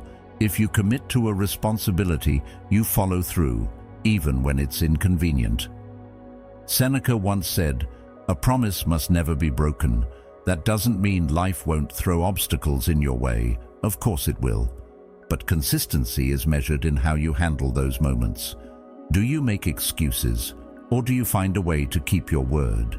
Reliability builds trust faster than almost anything else. Trust is not formed in a single grand gesture. It's formed in the small, repetitive acts that prove your dependability over time. Think about the people you trust most. Chances are they've shown up for you again and again, not just when it was easy, but when it was difficult. That's the foundation of deep relationships. Consistency also signals discipline. It shows you're capable of making a decision and sticking with it, even when your mood changes or the initial excitement fades. Most people skip the second part. They set goals, make plans, but abandon them at the first sign of discomfort. The reliable person pushes through. They understand that commitment means staying the course, not just when it's inspiring, but when it's mundane. But let's be honest, being consistent isn't always exciting. It can be repetitive, even boring. That's why so few people do it. We crave novelty, the thrill of starting something new. But there's a unique satisfaction that comes from finishing what you start. Consistency is not perfection. It doesn't mean you never miss a commitment or make a mistake. It means you own up to it when you do. You communicate, you adjust, and you do everything possible to make it right. This honesty not only preserves trust, it strengthens it. People know you're not hiding behind excuses. They see you taking responsibility, and that sets you apart in a culture where deflection and blame shifting are common. Reliability also extends beyond others. It starts with the commitments you make to yourself. If you can't keep your own promises, it's only a matter of time before you start breaking them with others. Self-trust is the root of all trust. Montaigne once said, "The greatest thing in the world is to know how to belong to oneself." When you consistently do what you tell yourself you'll do, whether it's sticking to a workout, saving money, or finishing a project, you strengthen your identity. You start seeing yourself as capable, disciplined, and trustworthy. In the workplace, consistency is often the difference between someone who is merely competent and someone who is indispensable. A reliable colleague doesn't just meet deadlines, they meet them without needing to be chased. They don't require constant supervision because their results speak for themselves. Over time, they become the person others turn to when something truly matters. That kind of reputation is priceless. It can't be built overnight, but it can be destroyed quickly if you break your word. Reliability also creates stability in relationships. When people know they can count on you, they feel safe. Safe to open up, safe to rely on you, safe to plan with you. It doesn't matter if it's a friendship, a romantic relationship, or a professional partnership. Trust is the glue that holds it together, and consistency is what keeps that glue from drying out. There's also a quiet confidence that comes from being reliable. You don't have to overcompensate with grand gestures or constant reassurance because your actions have already built your credibility. People know you'll be there, and that knowledge is powerful. It makes you someone they trust with responsibility, someone they respect without hesitation. Of course, reliability comes with boundaries. You can't be reliable for others if you overcommit and burn yourself out. Part of consistency is knowing your limits and being honest about what you can take on. The Stoics valued moderation for this reason. It's better to do fewer things with excellence than to scatter yourself across too many commitments and fail to deliver. If you want to strengthen your reliability, start with small commitments. Show up on time. Respond when you say you will. Deliver on simple promises, like returning a borrowed item or following through on a casual plan. These small acts create a pattern, and patterns become reputation. Once people see that you can be trusted in the small things, they'll trust you with bigger responsibilities.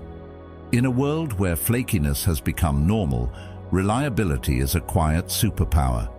It doesn't make the loudest noise, but it leaves the deepest impression. People remember the ones who showed up, not just once, but every time. In the end, being consistent and reliable is about integrity. It's about creating a life where your word is enough, because history has shown it to be true. And in a time when trust is fragile, that kind of dependability is not only rare, it's invaluable. When you choose to live this way, you stop being just another voice in the crowd. You become the person people can build on, the one they know will be there, no matter what. And that's a legacy worth leaving. 12. Speak less, mean more. Some people can speak for 10 minutes and leave you with nothing to remember. Others can speak for 30 seconds and change the way you think about life. The difference isn't vocabulary or volume, it's intention. It's knowing that words carry weight and choosing to use them with care. We live in a world where talking has become cheap. Every second, thousands of conversations happen online and offline, most of them filled with noise. But noise is not meaning. The ability to speak less but say more is a rare skill, and it's one that commands attention without ever asking for it. Speaking less doesn't mean being detached or cold. It means being thoughtful. It means not rushing to respond the moment someone finishes speaking. It's pausing, considering the weight of your words, and then delivering something that actually contributes to the conversation. One of the biggest mistakes people make is talking just to prove they know something. They over-explain, they repeat themselves, or they offer advice before it's even been asked for. True authority doesn't need constant proof. It's shown in action and reinforced through well-timed words. Silence, when used intentionally, can be a form of communication all on its own. In tense moments, it can signal strength. In deep conversations, it can create space for others to open up. In negotiations, it can apply subtle pressure. People often rush to fill silence because they mistake it for weakness, but in reality, it's a kind of discipline. It says, "I'm comfortable enough in myself that I don't need to fill every gap." Speaking less forces you to listen more, and listening deeply is one of the most underrated forms of influence. When you actually hear what people are saying, not just the words, but the meaning behind them, you can respond in a way that resonates. Another reason to speak less is clarity. When you strip away the unnecessary details and get to the heart of what you're saying, your message becomes stronger. Think of it like writing. Cutting out extra words doesn't make the piece weaker, it makes it sharper. People remember clean, concise messages far longer than they remember rambling explanations. This is why leaders, thinkers, and philosophers throughout history have used brevity to their advantage. They didn't just say something, they said it in a way that could be remembered and repeated. There's also a psychological effect at play. When you speak sparingly, you create a sense of mystery. People begin to wonder what you're thinking, what you'll say next, or what you've chosen not to say. That curiosity works in your favor. Speaking less also reduces the chances of speaking in anger or saying something you'll regret. Emotional discipline is a huge part of this skill. When you pause before responding, especially in moments of conflict, you give yourself time to choose a measured, thoughtful reply instead of an impulsive one. It's worth noting that speaking less is not about withholding information that matters. It's about cutting away the excess so the important things stand out. In relationships, this might mean saying fewer but more meaningful compliments so that each one feels genuine. In business, it might mean giving clear, direct instructions instead of overcomplicating them.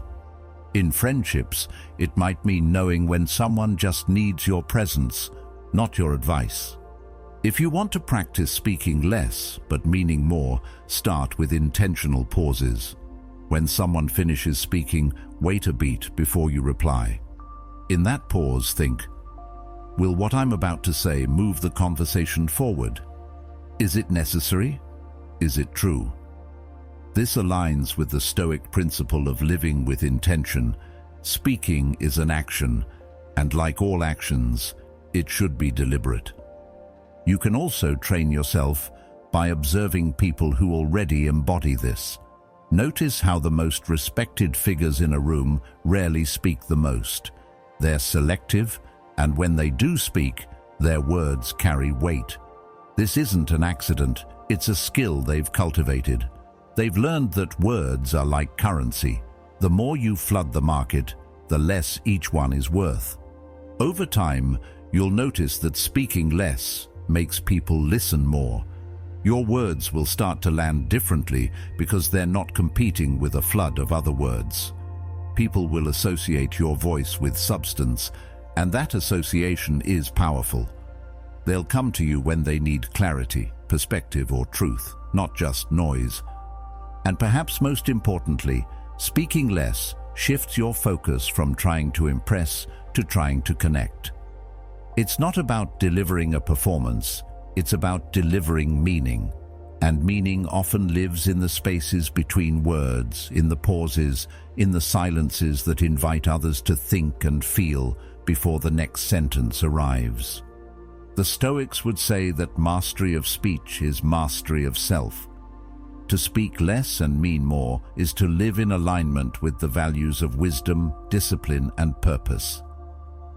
Epictetus reminded us, "Nature gave us one tongue and two ears so we could listen twice as much as we speak."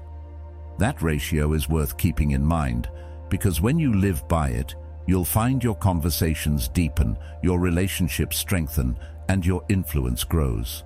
Not by saying more, but by making every word count. In the end, silence is not emptiness, it's space. And in that space, meaning can breathe.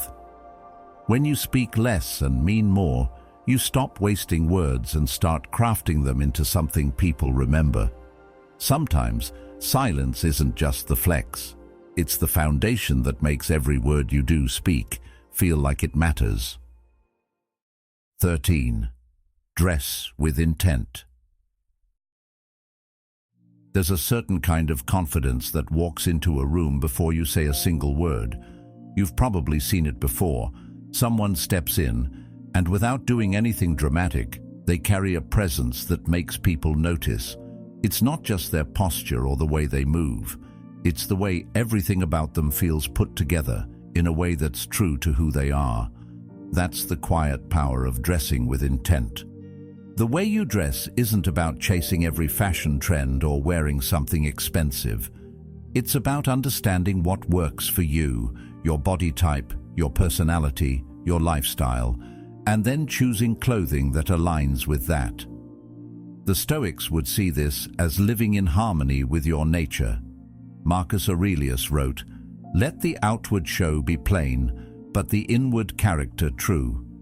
Dressing with intent means finding that balance, presenting yourself well without becoming obsessed with appearances, and making sure what you wear feels like an extension of you rather than a costume. Intentional style starts with fit. You can wear the most expensive clothes in the world, but if they don't fit you properly, they'll look sloppy. Likewise, simple, well-fitted clothing can make you look polished and confident, even if it's not from a luxury brand. The Stoics believed in simplicity. Seneca wrote, "Simplicity of character is the natural result of profound thought. A clean, well-fitted shirt, trousers or jeans that sit right, shoes that are clean and cared for, these are simple choices, but they speak volumes." Color also plays a role in how you're perceived and how you feel. Certain colors can make you look more energized, approachable, or authoritative. You don't need to overthink it, but it's worth knowing which tones work best for your complexion and which combinations make you feel the most like yourself. Carl Jung's work in psychology often explored archetypes, identities that carry certain energies. In a similar way, the colors and styles you choose carry an energy into every room you enter. They can amplify how you want to feel that day: calm, bold, focused, or approachable. Another part of dressing with intent is consistency. Your style doesn't have to be rigid, but it should be recognizable. Think of it as your visual signature, something people start to associate with you over time. This doesn't mean you wear the same thing every day, but that there's a clear thread connecting your choices. It might be a preference for classic pieces, a love for minimalism, or a taste for subtle details. Michel de Montaigne once said, "The greatest thing in the world is to know how to belong to oneself." Your style should belong to you, not to trends, not to peer pressure, not to someone else's expectations. Dressing with intent also means preparing for the day you're about to have. If you have an important meeting, dress in a way that makes you feel sharp and capable. If you're meeting friends, Wear something that's relaxed, but still reflects care. When your clothing matches the energy of the situation, you feel more comfortable and confident, and that ease translates into your interactions. There's a psychological shift that happens when you dress well. The act of choosing clothes that fit, flatter, and feel right sends a signal to your brain. I'm ready. You carry yourself differently. You speak with more assurance. People respond to you with more attention. This isn't about superficiality. It's about the connection between mind and body. When you feel good in what you're wearing, you project that feeling outward, and others can sense it. Of course, dressing with intent doesn't mean overcomplicating your wardrobe. In fact, having fewer but better pieces often makes it easier. Quality over quantity is a rule that applies as much to clothing as it does to life. Invest in items that last, that you can wear in multiple ways, and that still look good after repeated use. This approach not only saves you time and money in the long run, but it also simplifies your daily decisions, leaving more energy for the things that truly matter. Accessories can also play a role in intentional dressing. A well-chosen watch, a belt that matches your shoes, or even a subtle piece of jewelry can tie an outfit together and add a layer of refinement. The key is not to overdo it. Each piece should have a purpose, either functional or aesthetic. Just as in Stoic philosophy, where every action should align with reason, every element of your outfit should feel deliberate, not random. One thing that often gets overlooked in dressing with intent is grooming. Even the best outfit loses impact if it's paired with neglect in personal care. Cleanliness, well-kept hair, maintained shoes, these small details are part of the bigger picture. Seneca reminded us, a well-governed mind can be recognized by the moderation of its speech and the simplicity of its dress. Extend that simplicity to grooming, and you'll always present yourself in a way that reflects inner discipline. Another important aspect is authenticity. There's no point in wearing something that looks great on someone else but feels unnatural to you. Clothing should enhance who you are, not mask it. People can sense when you're uncomfortable in what you're wearing, and it undermines the confidence you're trying to project. Dressing well also has an element of respect, not just for yourself, but for others. When you take the time to present yourself thoughtfully, you're showing the people you meet that you value their time and the interaction. Whether it's a job interview, a first date, or simply meeting a friend for coffee, your appearance sets the tone for the encounter. In this way, style becomes part of the social contract. It's a way of saying, I care enough to show up as my best self. If you're unsure where to start with dressing with intent, begin by observing. Notice the outfits that make you feel the most confident. Identify the cuts, colors, and styles you gravitate toward. Pay attention to how different clothing affects your mood and the way others interact with you. Over time, you'll refine a style that feels natural and powerful for you. In the end, dressing with intent is not about impressing strangers. It's about aligning your outer self with your inner self. It's about making choices that reflect who you are and who you want to become. The Stoics taught that we should live according to our principles, and that includes how we carry ourselves in the world. When you dress in a way that's true to you, you're not just wearing clothes, you're wearing confidence, discipline, and self-respect. And in a world where first impressions happen in seconds, that silent communication can open doors before you've even spoken a word. 14. Control your reactions. There's a certain kind of strength that has nothing to do with physical power, status, or how loudly you can speak. It's the ability to hold your center when everything around you is shaking. You've probably seen it, someone in the middle of chaos, and yet their voice stays steady, their posture relaxed, their mind clear. They don't get pulled into the storm. Instead, they become the calm at the center of it. That's the power of controlling your reactions. We live in a world that rewards instant responses, quick comebacks, rapid opinions, emotional reactions.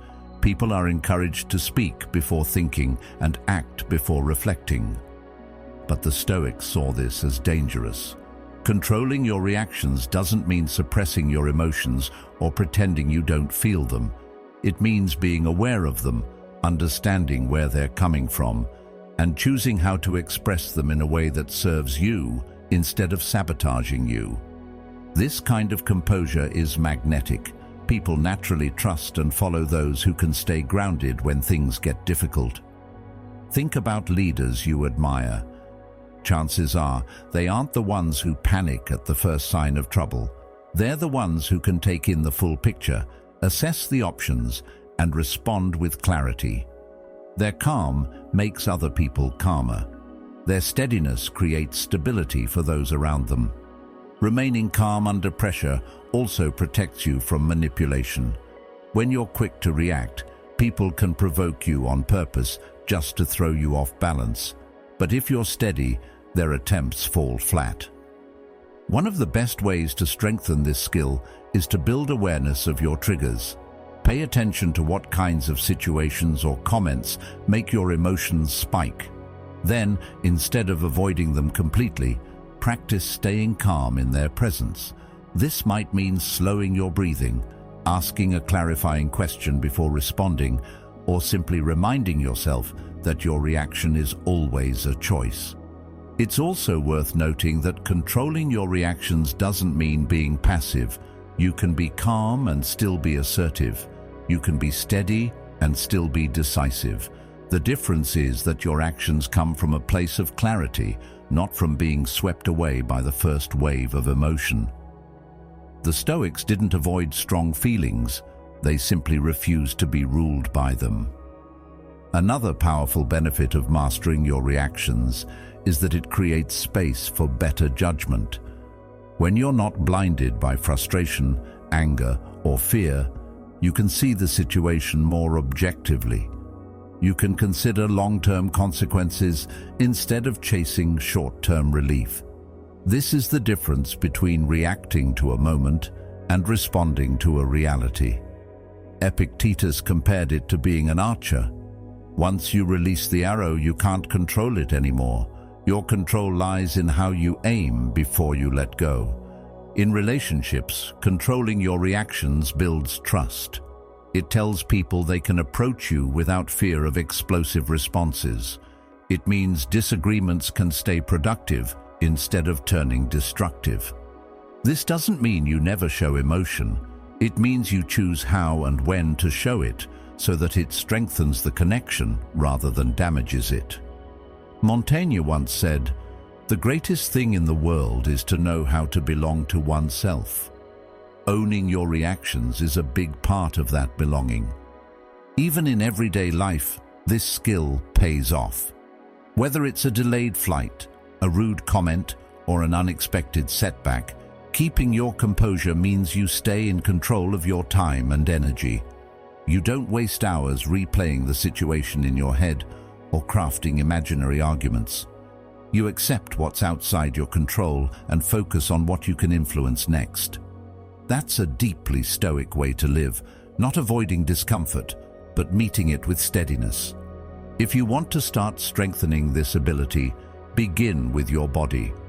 When you feel your emotions rise, slow down your breathing, relax your shoulders, drop your jaw. Physical relaxation signals to your mind that you're safe, even in tense situations. Then, give yourself a question to create distance from the heat of the moment. Will this matter in a week? In a year? This tiny pause can be enough to shift you from reaction to response. Over time, people will start to notice. They'll realize you're not the kind of person who gets thrown off easily. They'll come to see you as dependable in crisis, thoughtful in conflict, and measured in decision-making. This doesn't just make you more respected, it makes you more effective in everything you do. The Stoics would argue that self-control is the foundation for all other virtues. Without it, Your wisdom is clouded, your courage is reckless, and your justice is inconsistent. With it, you can navigate life with the kind of grace and strength that others admire, but can't always name. In the end, controlling your reactions isn't about suppressing who you are. It's about becoming the master of how you show who you are. It's about turning raw emotion into refined action.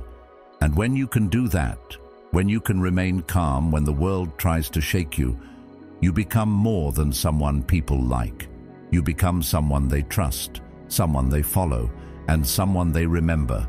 Because in a noisy, reactive world, your steadiness will speak louder than any outburst ever could. 15. Create space for yourself. There's something fascinating about people who don't seem to be everywhere all the time. They aren't constantly in your inbox. They're not always the first to respond to every message, and they're not showing up at every single event just to be seen. And yet, when they do appear, it feels like something shifts in the room. People notice. They listen more closely. Their presence feels intentional, not accidental. That's because they've learned a truth most people overlook. If you want your presence to hold weight, you have to create space for yourself. We live in an age of overexposure. Social media, constant messaging, and an expectation for instant replies have made us believe that being always available is a sign of connection or care. But in reality, being constantly accessible can work against you. It erodes your sense of independence, drains your emotional energy, and makes people take your time and attention for granted. The Stoics understood the danger of being too accessible to everyone. Marcus Aurelius wrote, "The more we value things outside our control, the less control we have. Your time, your emotional energy, and your mental focus are things you can control, and that control begins with setting boundaries." There's also an undeniable psychology behind absence. When you're constantly present, people begin to normalize you. They stop noticing the effort you bring because they're used to it being there on demand. But when you create space, when you're intentionally absent at times, your return feels like an event. People lean in more, listen more, and appreciate you more because they've had to wait for it. As the old saying goes, absence doesn't just make the heart grow fonder, it makes the mind more attentive. One of the challenges of creating space is the fear of being forgotten. We worry that if we're not constantly visible, people will lose interest. But the reality is often the opposite. Strategic absence increases interest. Think about the most respected figures in any field. They're not constantly talking. They choose their moments. They protect their energy so that when they do show up, they have something worth sharing. This doesn't mean you vanish without explanation or play manipulative games. Healthy space comes from healthy boundaries. It means sometimes saying no without guilt, turning down invitations that don't align with your priorities, or not responding to every message immediately just because it was sent. It's about living at a pace that allows for depth instead of being pulled into constant surface-level interactions. Space also creates clarity. When you step back from constant engagement, you can see things more objectively, your relationships, your work, your goals. The Stoics valued this kind of detachment, not as a rejection of life, but as a way to see it more clearly. Marcus Aurelius advised himself daily to take the view from above, to step back and see life in its larger context. That kind of perspective only comes when you give yourself room to breathe. The benefits of creating space extend beyond your personal well-being. They impact how others treat you. When you respect your own time, others learn to respect it too. When you make it clear that your attention is valuable, people start valuing it more. And when you're not always available, your presence stops being taken for granted. There's also a creative power in absence. Some of the best ideas, insights, and breakthroughs happen when you step away from the noise. When you're constantly in motion, your mind doesn't have room to wander, to connect ideas, or to see new possibilities. That's why so many great thinkers, artists, and leaders valued solitude, not as isolation, but as fertile ground for innovation. Creating space doesn't mean cutting yourself off from others. It means balancing connection with separation. It's the rhythm of presence and absence that makes both meaningful. Think of music. Without the pauses between notes, there's no melody. Without space, life becomes a constant blur with no defining moments.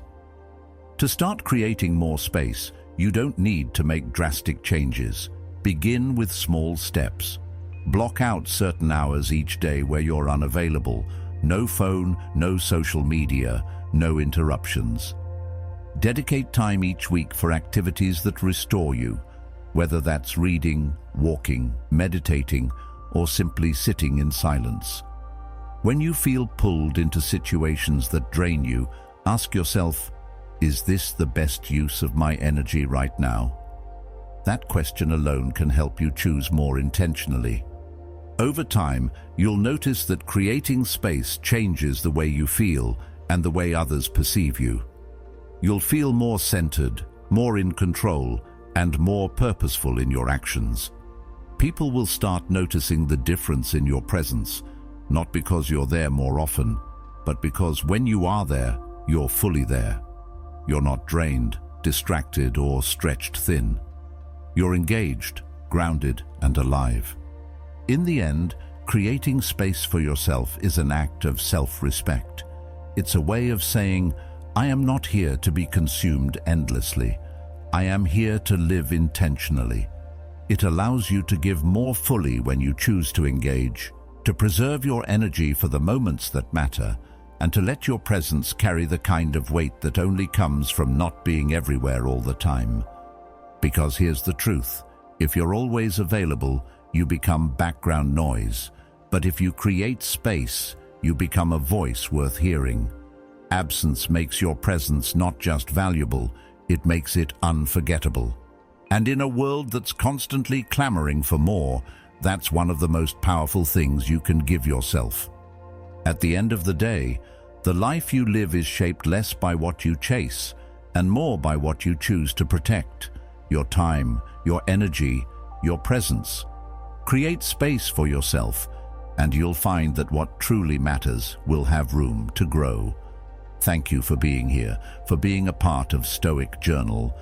If this message spoke to you, there's another video waiting for you on the screen, one that will take these ideas even deeper.